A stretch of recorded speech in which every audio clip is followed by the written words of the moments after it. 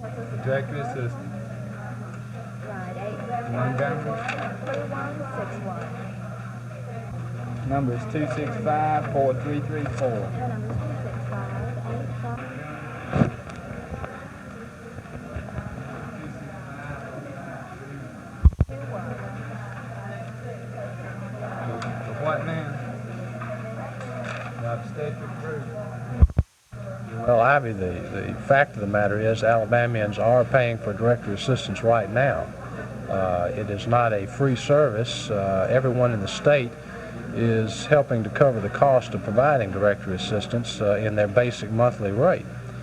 Of course, the fact is only a third of our customers are making 90% of the calls to directory assistance, and the volume of calls is going up considerably each year. It'll probably be about a 10 or 11% increase this year over 77. The cost of providing the service is going up each year. So what is being contemplated is a plan to reprice directory assistance so that those who are actually using the service will be the ones who pay for it rather than everybody. Well, what would this plan consist of then? If it's like the plan that's in effect in 23 states across the country now, Ivy, it would mean the possibility of an across-the-board reduction in basic rates of maybe 40 cents. Then there would be a minimum allowance of, say, 3 calls per month, and then any calls above 3, customers would pay maybe 20 cents, something like that, per call. That's the way it is in most states. Is this for any directory assistance call, whether it's in the phone book or not, whether the number's listed or not? Well, that's a detail that I guess the Public Service Commission would iron out in its consideration of this matter. Again, the statistics that we have indicate that most customers make 3 or fewer calls right now, and that's counting calls that aren't in the book. Actually, 85% of the calls to directory assistance are for numbers that already are in the telephone book. What about long-distance numbers? Would it apply if I would have called New York or Atlanta? This would not have anything to do with interstate long-distance calls. This would only be for directory assistance calls within the state of Alabama. That's where, of course, the Alabama Public Service Commission has its jurisdiction. You mentioned some surrounding states that have a repricing plan. You're right, Georgia does. Kentucky just adopted one.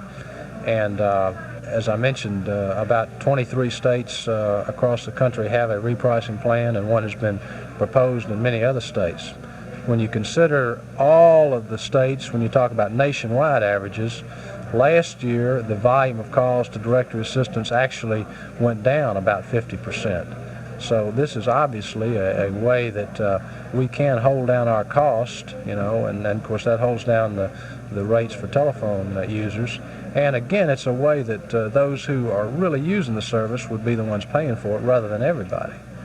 Well, obviously this would cut down on the number of calls that were made to directory assistance. Would it cause anyone in that department to lose their job? No, it wouldn't, Ivy. The directory assistance operators could be reassigned. There would be no layoffs as a result of this.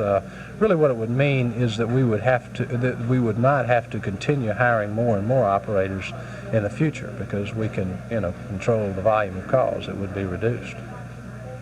Will public opinion sway your company at all in making this decision? Well, public opinion is a hard thing to gauge, but we know that most of our customers would save money as a result of this repricing plan. It's going to mean lower telephone bills for most of our customers. So it's obviously in the customer's best interest. The ones who are not using the service in particular, and that again is about 2/3 of the customers are not using the service to amount to anything.